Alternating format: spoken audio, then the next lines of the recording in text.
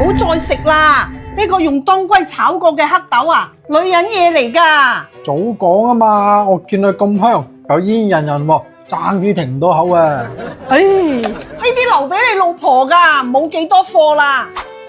特別係紅色嘢唔多夠，沖完涼仲要成地發菜，工作又忙喎，想煲湯呢又唔夠時間。嗱，呢一樣嘢呢係我婆教㗎，攞佢嚟焗茶啊，或者當零食食啊，都係好方便㗎喎。嗱，材料好簡單，用到嘅呢就係當歸、黑豆同埋老冰糖。當歸呢係女人嘅恩物喎，而黑豆呢，我哋嘅發菜啊同豬腰好中意㗎喎。但係而家啲後生呢，工作壓力大啊。似我新抱咁樣啊，冇乜時間煲湯嘅，我都會將佢哋啊一齊炒一炒，入落個罐度，俾佢哋帶住啊當零食食噶。嗱，炒呢個當歸黑豆呢，一定要用當造嘅新豆，黃心或者綠心嘅都 OK 嘅。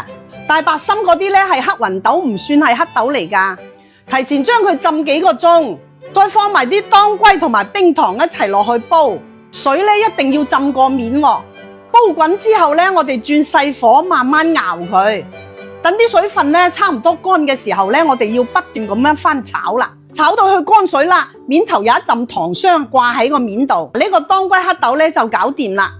嗱，如果嫌麻煩嘅呢，可以係用呢啲炒好嘅，但係配料呢一定要乾淨喎，除咗當歸、黑豆、冰糖呢幾樣嘢呢，冇其他添加噶，怎食落去呢，一啲都唔苦喎。有好香嘅當歸味同埋冰糖嘅味啊，甜甜地噶，而且煙煙韌韌，好正豆嘅喎。除咗就咁當零食食呢，攞佢嚟焗水啊，好清甜噶。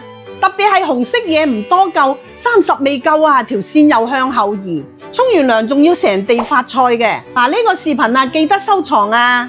跟住百菇鹼，好食又有益。